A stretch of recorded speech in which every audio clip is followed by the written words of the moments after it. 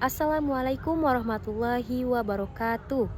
Perkenalkan, nama saya Isni Awalia dengan NIM 2411008. Di sini saya akan membuat tugas video untuk menjelaskan materi tentang inovasi pembelajaran pendidikan agama Islam. Mata kuliah Inovasi Pendidikan Islam, dosen pengampu Ibu Utin Mutia, MPD. Izin kepada Ibu dosen pengampu. Nah, materi ini terkait tentang inovasi pembelajaran pendidikan agama Islam. Yang pertama, kita harus mengetahui terlebih dahulu yakni terkait urgensi inovasi pendidikan Islam. Pendidikan Islam sekarang ini menghadapi tantangan yang sangat besar, yakni dekonstruksi moral dan juga disrupsi teknologi, yang dimana mengajar pendidikan agama Islam hanya melalui metode ceramah ataupun hanya sekedar transfer of knowledge itu sekarang tidak lagi cukup. Sekarang kita membutuhkan inovasi metodologi dan juga kurikulum yang terbaru yang dapat membawa teks-teks wahyu tadi ke dalam aksi yang nyata. Nah, di sini saya akan memaparkan bagaimana penerapan kontekstual dan juga metode project based learning. Nah, yang pertama yakni penjelasan terkait tentang pendekatan kontekstual atau biasa disebut dengan contextual teaching and learning atau yang disingkat dengan CTL. Nah, pendekatan ini biasanya berlandaskan filosofi konstruktivisme, yang artinya inovasinya itu terletak pada keterhubungan. Nah, guru itu bukan satu-satunya sumber ilmu, melainkan fasilitator yang dapat menghubungkan antara materi akademik ke dalam kehidupan sehari-hari siswa, baik itu bersifat pribadi, baik itu bersifat sosial dan juga budaya.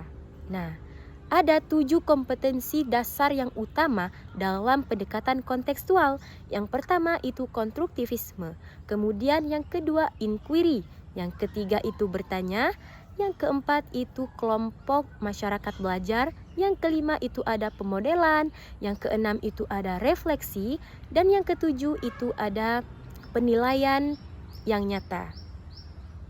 Nah, kemudian yang kedua yakni penjelasan terkait tentang metode project based learning atau biasa disingkat dengan PJBL. Nah, PJBL ini adalah model instruksional yang mengorganisir bahwa pembelajaran ini lebih fokusnya ke arah proyek.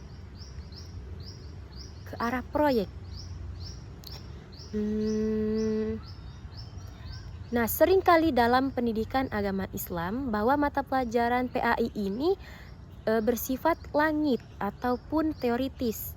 Namun, dengan adanya PJBL tadi, pembelajaran pendidikan agama Islam lebih ke bumi, yang artinya praktis. Karena siswa tersebut melakukan proses pembelajaran secara investigasi yang panjang sehingga mereka tersebut menghasilkan suatu produk akhir. Nah, bagaimana implementasi pembelajaran ataupun rancangan pembelajaran dalam pendidikan agama Islam? Nah, di sini saya akan mengambil contoh materinya itu pada materi fikih, yakni terkait tentang zakat dan juga pemberdayaan ekonomi.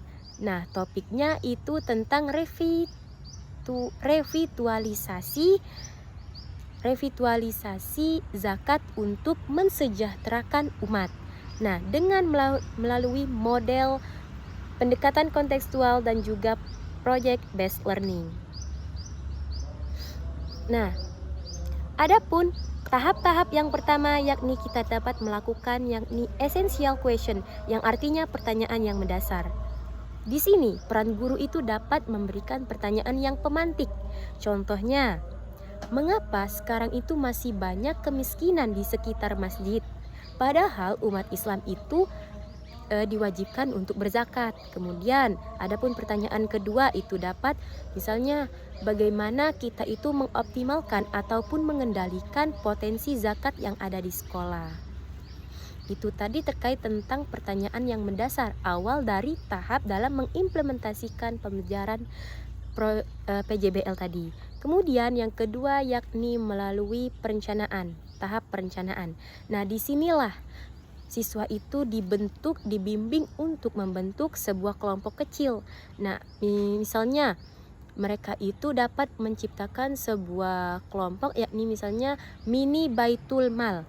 Di sanalah mereka sesama mereka yang menentukan siapa muzakinya, siapa amilnya, kemudian siapa mustahiknya ataupun penerima zakat tadi. Kemudian yang ketiga tahapnya yaitu penyusunan jadwal. Nah, siswa itu pada minggu pertama dapat melakukan riset literatur tentang syarat zakat tadi. Mengapa perlu adanya riset? Karena untuk memudahkan nantinya apa yang menjadi syarat-syarat dari zakat tadi. Setelah mereka mengetahui terkait tentang syarat zakat, mereka dapat melakukan pada minggu kedua mereka itu langsung turun ke lapangan ataupun observasi ke lapangan secara langsung. Kemudian yang ketiga pada minggu ketiga mereka itu langsung dapat, karena mereka telah melakukan observasi langsung kepada lapangan, mereka dapat melakukan stimulus pengumpulan dan juga distribusi. Kemudian tahap yang keempat yakni monitoring atau evaluasi. Nah, peran guru disinilah yang dapat menjadikan bahwa guru itu memantau sifatnya, berperan sebagai memantau, karena di sini seringkali terjadi bahwa siswa ini langsung berinteraksi langsung dengan masyarakat miskin, tetapi dengan adab Islami yang sesuai dengan budaya lokal. Kemudian tahap yang kelima yakni penyajian hasilnya. Nah, setelah siswa tersebut melakukan berbagai tahapan sesuai dengan urutannya dan mereka itu melakukannya dengan benar, maka siswa tersebut dapat mempresentasikan hasil produknya. Nah, produk itu dapat berupa misalnya dokumentasi penyaluran bantuan, kemudian laporan transparansi dana dan juga lain sebagainya. Kemudian tahap yang terakhir yakni evaluasi, di mana guru dan siswa ini dapat mempertanyakan hasil dari produk mereka tadi. Apakah zakat yang telah dipraktikkan itu sudah sesuai dengan syarat-syarat zakat yang telah mereka pelajari sebelumnya. Nah, itu tadi terkait tahap-tahap dalam ataupun rancangan pembelajaran implementasi PJBL dan juga pendekatan kontekstual. Nah, mengapa sih pendekatan ini bisa menjadi sebuah inovatif dalam pembelajaran pendidikan agama Islam? Nah, mengapa demikian? Karena seperti yang kita ketahui, PJBL di sini mencakup langsung 3 hal yang menyeluruh dalam pendidikan Islam, yakni kognitif, kemudian yang kedua afektif, yang ketiga psikomotorik. Kognitif artinya siswa itu dapat mengamati dalil itu secara langsung dan memahaminya secara mendalam. Kemudian mereka itu dapat langsung menghitung bagaimana cara menghitung zakat tersebut, karena mereka tersebut langsung terjun ke lapangan karena mereka sendiri yang mengerjakannya. Kemudian yang kedua afektif, di mana siswa ini dapat menimbulkan sikap empati dan juga tanggung jawab sosial kepada masyarakat. Kemudian yang ketiga yakni psikomotorik, siswa itu dapat langsung berkontribusi langsung dalam sebuah organisasi ataupun yang lain sebagainya. Nah, inilah penjelasan terkait tentang rancangan pembelajaran melalui pendekatan kontekstual dan juga metode project based learning.